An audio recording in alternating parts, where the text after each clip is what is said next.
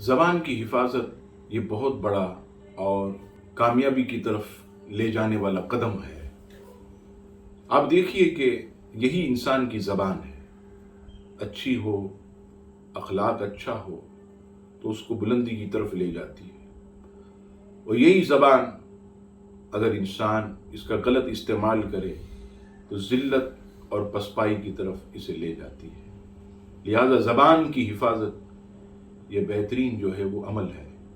حضرت مجاہد رضی اللہ تعالیٰ عنہ کا ایک قول کہ جب صبح ہوتی ہے تو سارے جسم کے اعضاء زبان کے پاس آتے ہیں اور کہتے ہیں کہ دیکھ، اگر تو دن بھر سیدھی چلی تو ہم بھی سیدھے رہیں گے، اور اگر تو ٹیڑھی چلی تو ہمیں بھی تکلیف پہنچے گی۔ ظاہر سی بات ہے، انسان کسی کو گالی دیتا ہے تو زبان پر حملہ نہیں کرتا، بلکہ کوئی مد مقابل اس کے جسم پر حملہ کرتا، ہاتھوں، پاؤں کو، سر کو نشانہ بناتا، اسی زبان کی وجہ سے۔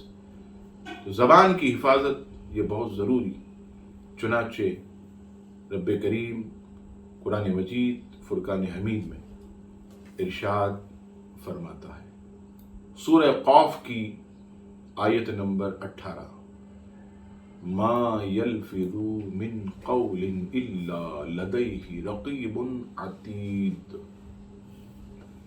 کوئی بات وہ زبان سے نہیں نکالتا کہ اس کے پاس ایک محافظ تیار نہ بیٹھا ہو۔ سورہ فجر کی آیت نمبر 14 میں ارشاد باری تعالیٰ ہوا، ان ربک لبالمرصاد، ترجمہ، بے شک تمہارے رب کی نظر سے کچھ غائب نہیں۔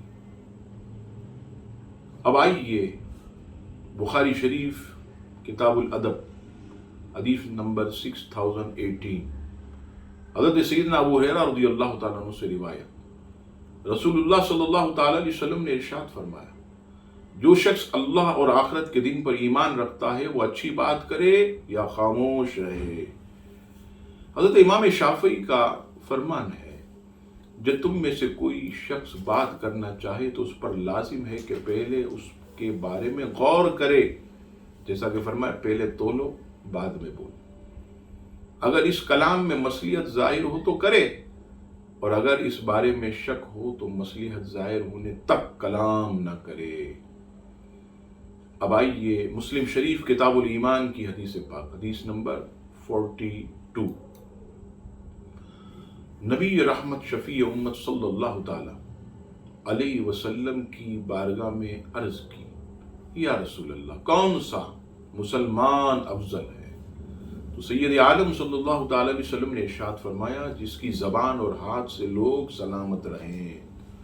اس سے پتہ چلا کہ نجات زبان کی حفاظت میں ہے، اور اسی کو ترمذی شریف کی حدیث پاک میں، جسے کتاب الزہد حدیث نمبر 2414 میں نقل کیا گیا، حضرت عقبہ بن عامر رضی اللہ تعالیٰ عنہ سے روایت کہ میں نے عرض کی، یا رسول اللہ، نجات کیا ہے؟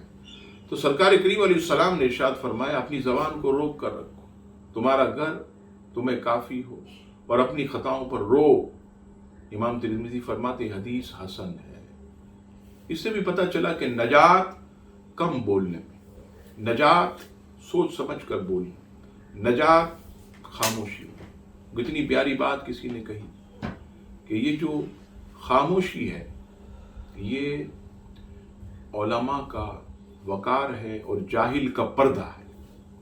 جب تک انسان خاموش رہتا ہے ظاہر نہیں ہوتا کہ وہ کتنا جاہل ہے، اسی لیے فرمایا کہ جاہل کا پردہ اور علماء کا وقار۔